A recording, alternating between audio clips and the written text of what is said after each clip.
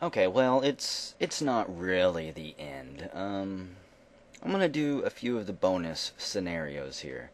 If they work. I haven't tested them out, but I did look up a guide on how to make it through the bonus endings, the bonus scenarios, and you should be able to do it fairly quick. I'll probably split each scenario into its own ending, but the primary reason I'm doing this is because I actually really did like the story. There's just something about not even really Magil, because he didn't have much personality, but just the love story between Serge and Kid. There's just something special there. I like a good love story, what can I say? Eternal Sunshine of the Spotless Mind, that was an absolutely amazing film. Vanilla Sky, I even liked The Notebook to some extent. There's just something about a good love story. But as you can see, after you beat the game and the credits roll, it takes you to this screen. This is the different scenarios in the game. There's 7 of them. We've beat the first one. The Treasure Interdit. Or something. Whatever. Now, this next scenario, I'm not going to spoil the title for you. But again, I've got a guide here, and I should be able to follow it somewhat correctly. Gonna put this on fast. These videos are probably gonna be fairly short too. Boy, did her information help. I thought the perimeter's counterspell would be quite a problem. Kid's braid sways gently from side to side in the cool nighttime breeze. So far, we've managed to slip through the magical shield network undetected and sneak into Lynx's domain. Still, this inner region can make for some pretty rough travel. Kid, Magil, and I comprise this party of 3.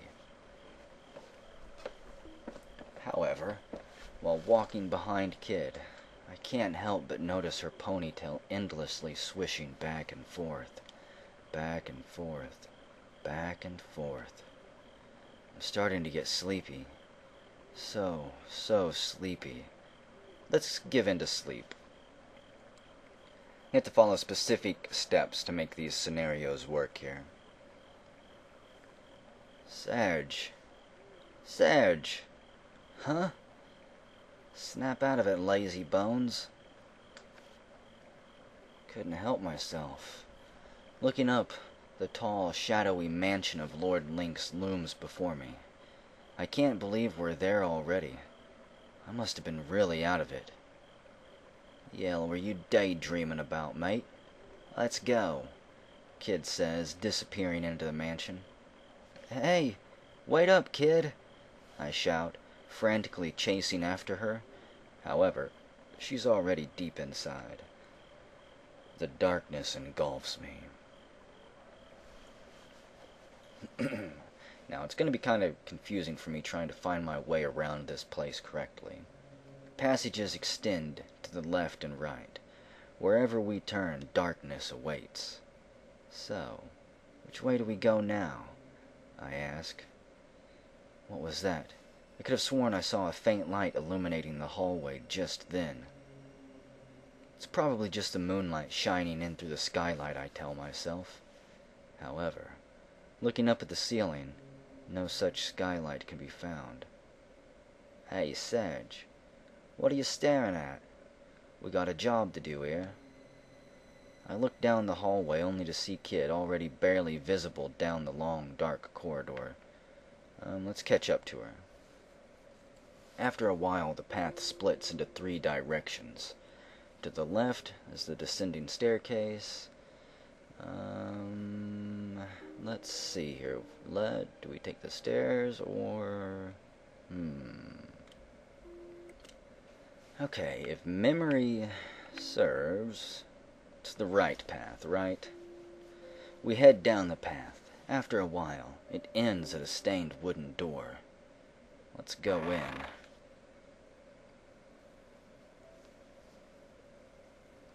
Yes, this is the study.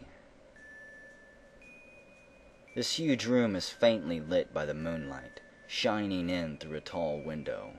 In the back of the room stands a large, ornately decorated desk. Row after row of bookshelves house thousands of thick, dusty books. Each painting is hung on the rear wall. For this one we need to examine the desk. I walk over and open a drawer in the mahogany desk. The drawers contain writing materials and documents arranged in an orderly fashion. Unfortunately, they don't seem to contain anything worth mentioning. But then, a small picture in the drawer catches my eye. It's a portrait of a friendly-looking girl with a faint smile on her face. I hold it up, wondering who it could be. It's Prawley Lynx's adopted daughter, Kid says, looking over my shoulder with her nose crinkled. Pedophile. A faint gasp from behind me suddenly catches my attention. Turning around, I see Magil walking over to us with his eyes fixed firmly on the picture. I don't think I've ever seen him like this before. What is it, Magil? My question visibly startles him, but after a few moments, he returns to his usual wooden face. Nothing. His firm response doesn't leave much room for questioning. We're wasting valuable time. We should look elsewhere, Magil says abruptly, turning towards the door. Kid and I look at each other perplexed. What's his problem? Don't ask me. Hey Magil, wait up. Suddenly, Kid comes to a stop. Something ain't right. Hearing this, I immediately unsheath my knife, but all I can see is darkness. Part of the wall moved. Yeah, right there. One of the square tiles is moving right in front of my eyes. Wait a second, that's not a tile at all. It's armor. Hey, over there! Mr. Goblin! Kid shouts. Come on, kid, it looks awfully big. More goblins to deal with, huh? Having been discovered, the massive goblin squares off with us, coming out into full view. Uh-oh. It's got friends, too. 2 sets of footsteps behind me make me realize they amount to 4 in all. I keep my focus on the 2 in front of me, while Magil turns to face the rear. How could things so large camouflage themselves so well? Readying my knife, I set my sight on the goblins before me. They've certainly got us in a pinch. They've already blocked off all the escape routes in this tight corridor. We'll have to fight our way out of this one. Magil begins to confront the rear pack while Kid rushes the front 2, knife in hand. I rush out with her, hurling myself into action. One of the goblins whips its morning star out, swinging its spiked iron ball down at me. Whoa! I nearly miss it, leaping to the side at the last possible second. It crashes to the floor. Beside me, Kid leaps nimbly into the air, dodging a close attack. The scene here has been reduced to a barrage of weapons and chains flying through the air, thick with the dusty haze of shattered stone flooring. Looking over towards Kid, a glimmer of light flashes before me, and there in front of us, a knife has suddenly been implanted deep into a goblin's left eye. Writhing in pain, the goblin hits the ground. I try not to look at it, keeping myself focused on the fight. There's no doubt. Float like a butterfly, sting like a bee are words to live by, here in the thick of combat.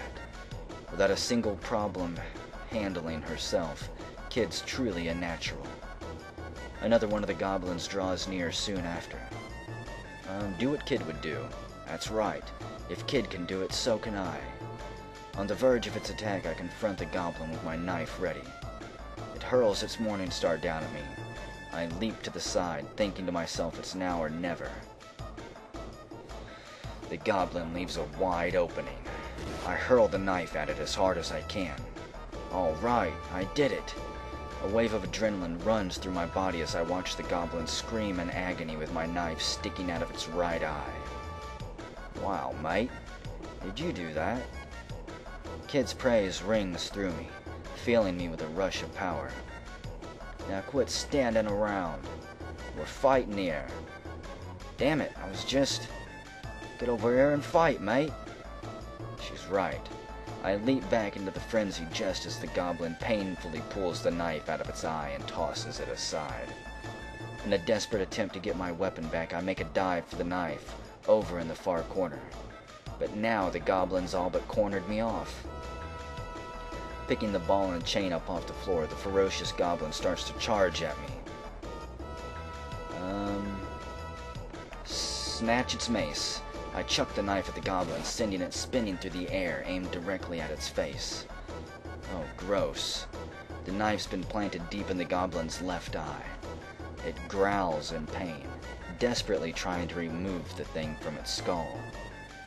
Seeing an opportunity, I quickly bolt towards the towering beast, slipping by its side and snatching its mace. The goblin turns its bloody head towards me as it pulls the dagger out of its eye, tossing the puny weapon aside. Aiming for the face again, I swing the heavy weapon outward. A horrible sound echoes throughout the corridor as the goblin's face is turned into a putrid mess. With its skull utterly shattered, the hulking beast falls to the floor, dead. That seems to be the last of them. Looking around, I straighten my shirt and let out a deep breath. Went better than expected. Oh, you okay, mate? Yeah, I'm not bad. I've got some bruises here and there, but nothing too serious. You? Aw, you kidding. I kicked that thing's arse so bad, it didn't even have time to say its prayers. Yeah, we did pretty good back there, didn't we? You got a thing or two to learn, but you're getting there, mate. Kid's mischievous eyes sparkle as I glance at her for a moment in the dim moonlight. I set off down the corridor with her, ready for what's next. Wait a sec. What's that? I bend down and pick up a small leather sack. Another bottle of clear liquid. Well, go on, mate. You found it? You drank it. I hesitantly gulp the potion. Oh, amazing. Want some? Oh, never mind. Seems to evaporate fairly quickly once opened. We leave the study, retracing our steps through the dark passageway. Finally, the passage comes to a three-way branch. Okay, let's see. If I remember correctly, we need to descend to the stairs. We stretch our hand out, running it along the grimy stone walls. We've descended the staircase.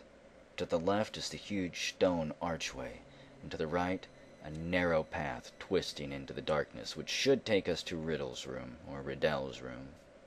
So, to the right then. The passageway makes a sharp turn to the right, before stretching on through this subterranean maze. Before long, we're greeted with a beautifully ornate set of doors on the right. Strange. It's got a distinct smell of flowers.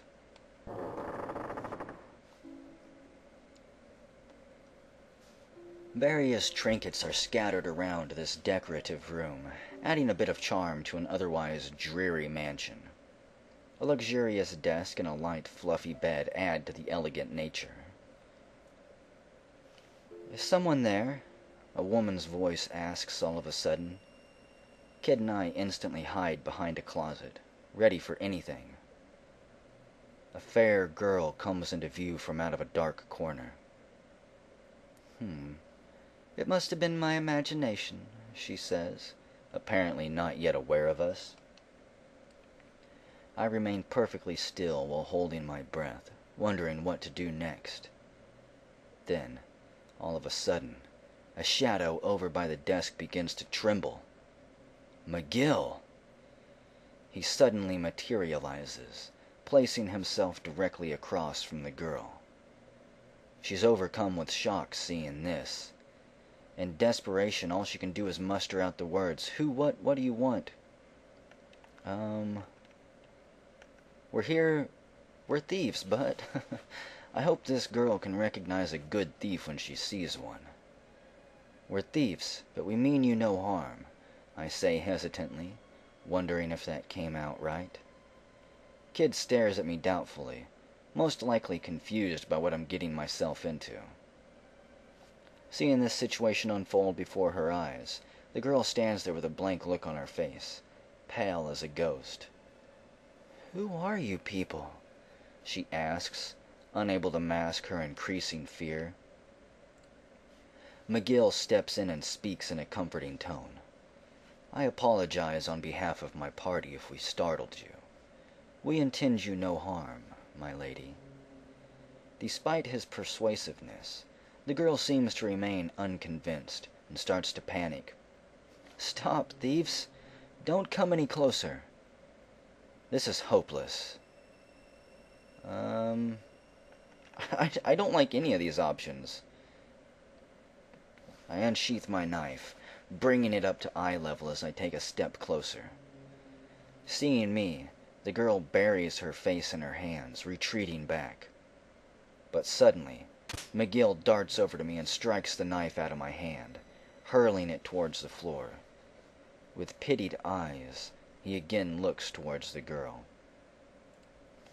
She seems shocked at this turn of events, to say the least, not knowing what to think. "Sorry, Magil. I was only trying to do what's best. It seemed better than tying her up and gagging her," I say, ashamed. However, before Magil can respond, the girl takes a breath and turns to us to speak.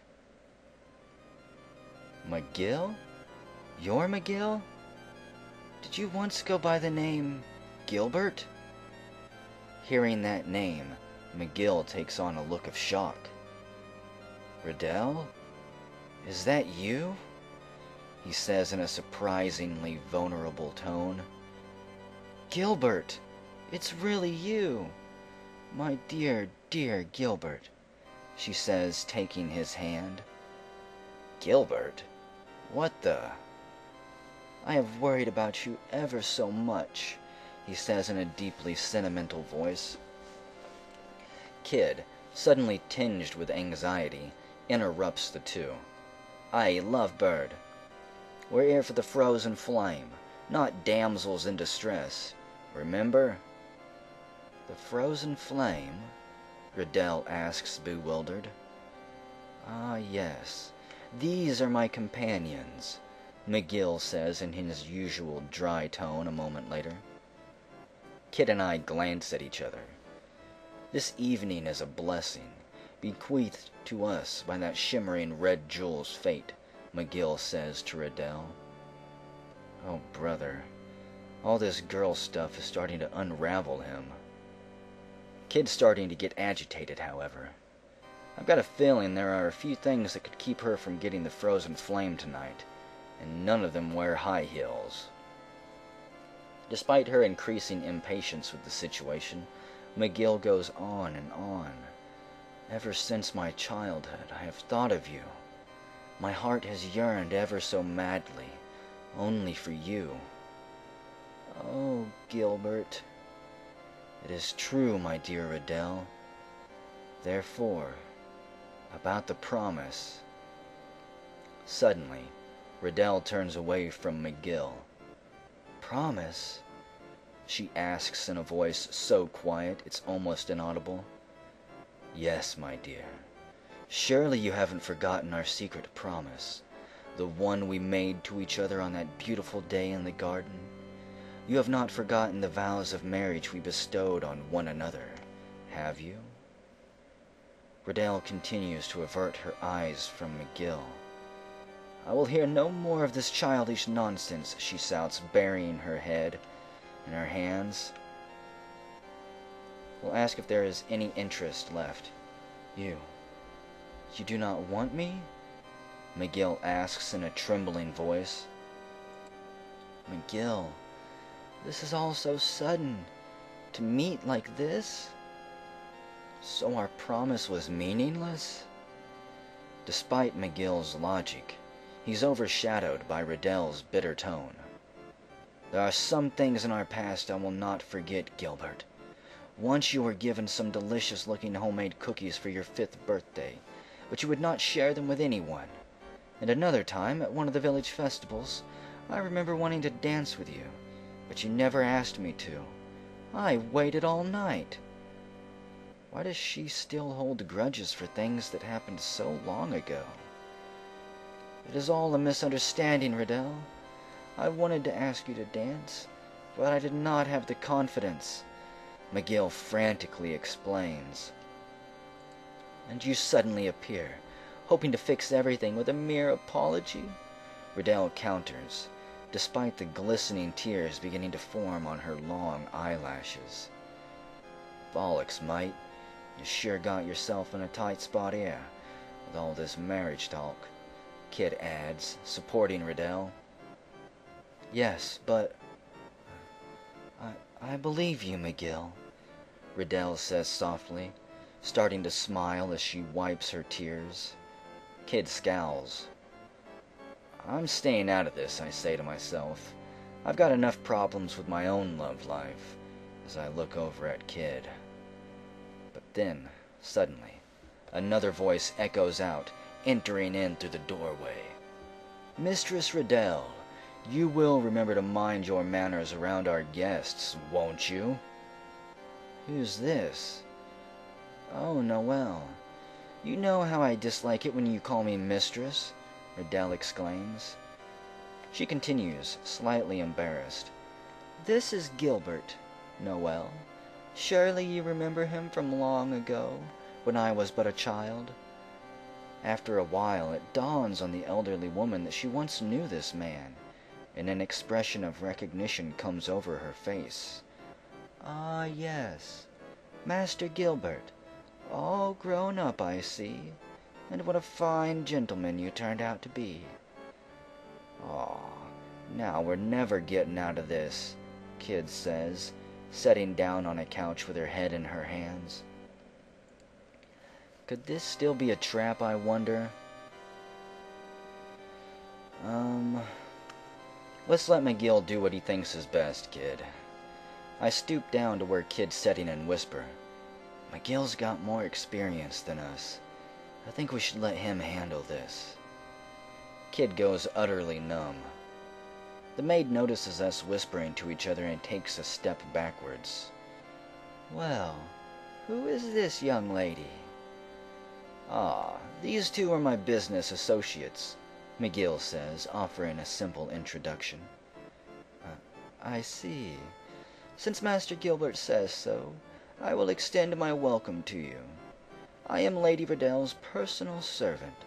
My name is Noelle. Nice to meet you. I have known Master Gilbert ever since he was a wee lad. She goes on, telling us about various things from their past. It seems like they've had quite an illustrious upbringing. And so, Master Gilbert and Lady Riddell often shared one another's company, stealing each other's eyes. However, one day, he was whisked far away. Could this get any more exciting? Kid asks. Noelle and Kid exchange looks, but she continues momentarily after recomposing herself. Once, in a secret meeting at their favorite flower garden, an oath was made between the two. In that beautiful courtyard, future prospects were indeed planned upon. However, the maid's eyes darken as she continues. But, as everyone knew, Lady Riddell had already been assigned a suitor. Riddell's shoulders sank upon hearing this.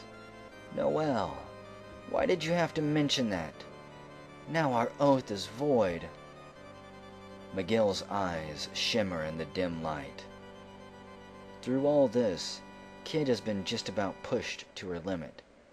Unable to be obedient any longer, she stands up, eyes flaring. Kid leaps out ahead of Magil, confronting the two. Listen up. I'm the great thief Kid, and we're here tonight in this mansion too. But she's broken off by the maid. How dare you, you rude young lady! Surely you know better than to act in such a way before the lady of the house. Ha! You got something coming to you, "You old wench!" Kid snarls, now eye to eye with Noelle. Magil quickly comes between the two, first addressing the maid. "Please, do not worry. I have never shown any malice towards you or Riddell, nor have I ever meant any harm, and I will not allow any to happen in the future. Please accept my apologies on my accomplice's behalf. Master Gilbert." Continuing on, he then turns towards Kid. "Perhaps it would be best if we left." "Huh?" Kid and Noelle exchange glances. Then, at the same time, one single idea seems to pop into both Noelle's and Kid's minds. "What in blazes are you thinking? Running off with Riddell?" Kid yells. At the very same moment, Noelle shouts, "What in the world, m'lady? How could you think of elopement at a time like this?" Magil's mouth drops wide open. "No, that is not what I meant." But it's useless. The yelling resumes, louder than ever, hopelessly drowning out Magil's reasoning. "What kind of gentleman do you think you are? Honestly, thinking of eloping without telling a single soul?" Noelle ensues before stomping out of the room in a rage. "Damn it, we gotta think about the frozen flame here," Kid shouts, tugging on Magil's shirt. Riddell doesn't seem to be very happy either, having once again regressed into tears. Magil's vow of love seems to be on its last leg. I'm starting to wonder if there's any hope for this situation at all anymore. In any case, Riddell can't possibly want to be burdened with all this torment. If I could just talk her down out of all this commotion, it might be all right.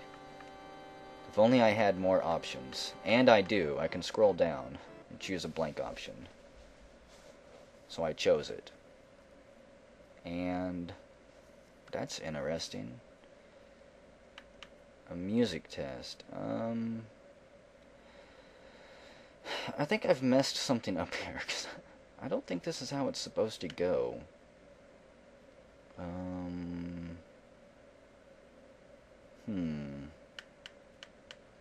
More. Yeah, because there was 3 options there, if you noticed. Well, there was 2 options that you can see. And whenever it says if only I had more options, that's a clue that you can scroll down and select an invisible option. What's under more? Do I have more options here? Music test, blah blah blah. Interesting.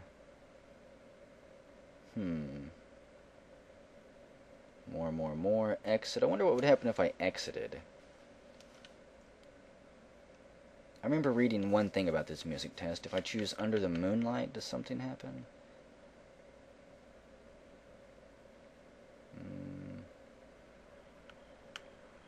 Yeah, because there's a hidden option here too. So let's choose it.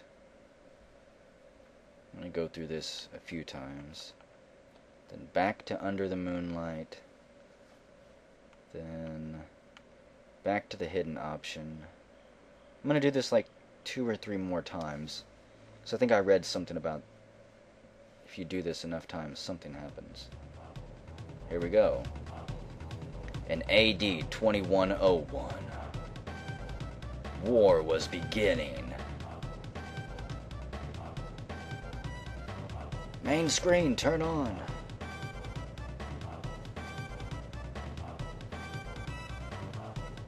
You gotta be joking me. What happened? Someone set up us the bomb. We get signal. What? Main screen, turn on. Oh my goodness, it's him. It's you! How are you, gentlemen? All your base belong to us. You are on the way to destruction. Good lord. This is ancient in internet years. What you say? You have no chance to survive. Make your time. Captain!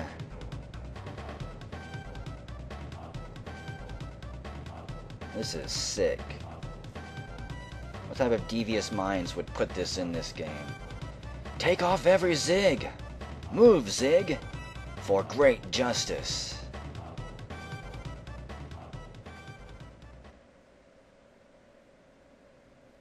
Oh boy. Okay, so what happens if we exit?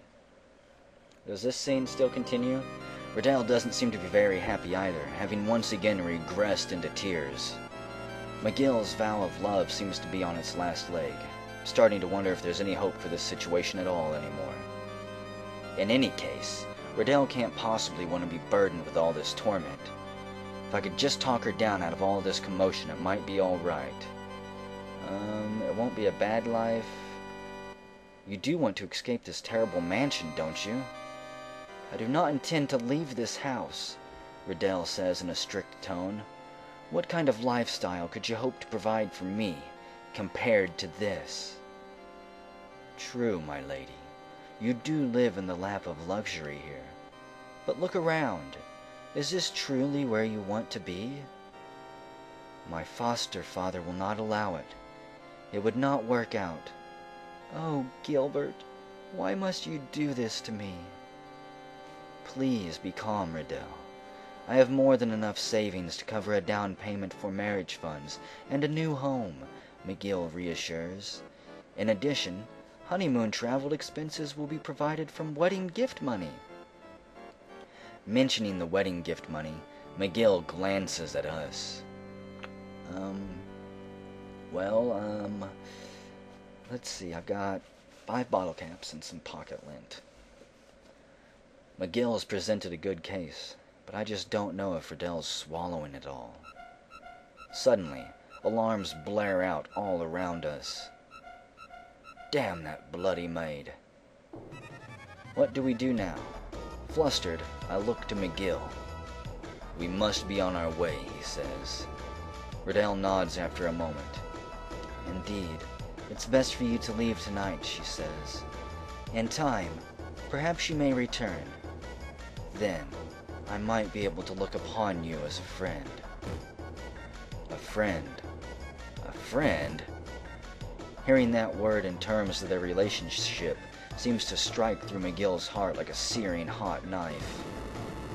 No, I will not leave here without you, he yells suddenly. Rell, please, I beg you, come with me now. Footsteps can be heard from down the hallway. The guards are coming for us. Quickly. Magil lightly picks Rell up, putting her over his shoulder as he makes for the door. They're getting closer, Kid says, peeking around the corner. With his cape gallantly fluttering behind him, Magil bolts down the hallway. Come on, they're right behind us. Oh no, there they are, right there. Ha! Like a hurricane, Magil effortlessly rams one of the guards into the wall, and the text carries on without us. Damn you, text. At last, we've slipped out of the huge mansion.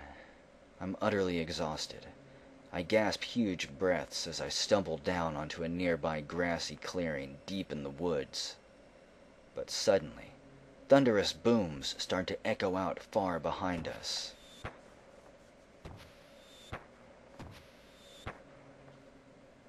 Is it fireworks or what? Looking up into the open nighttime sky, fireworks of all colors adorn the starry evening. I stare upwards, dumbfounded. What's going on? Kid asks. Then, through the trees, I look up at the mansion, and all my questions are answered. There, we see all the occupants of Viper Manor, waving and cheering for us. Long live Mistress Rell! Hip hip hooray! Good luck! We'll all be over for brunch once you're settled.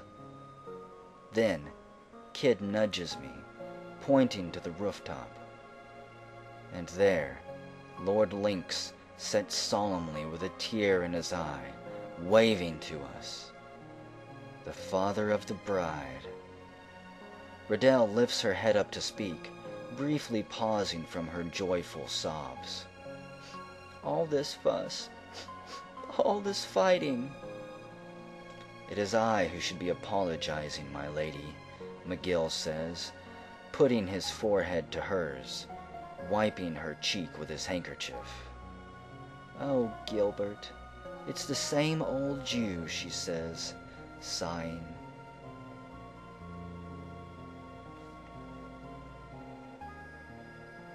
From far across the landscape, a deep, shimmering light begins to fill the sky. Look, Riddell. There's our frozen flame, Magil says, pointing towards the morning sun. Magil finally had the confidence and courage to do what he needed to do. And that was Magil, caught between love and adventure. Scenario number 2. Quite ridiculous, but kind of awesome. Oh man, I really wasn't expecting that. It's interesting to say the least. And so, the curtain closes on another tale. However, another time, after the spotlight had faded from Gilbert, Riddell, and Noel. In another place, and another time, a similar band of adventurers had come forth, equally unsuspecting of their other selves, and life went on as they strode out into the great unknown. But that's a story for another day. For now, I shall put down my pen and once again end this video. As I softly close my grandfather's diary, I hear my mother's voice called me from downstairs. "Didn't you hear me? Your friend is here." I turn around, already knowing who it is. My door opens quite energetically, where I see a strangely nostalgic young girl barge in. "Hey, Sag, we found some ruins of an old mansion up in northern Kitsune Forest today. Come on, let's go exploring."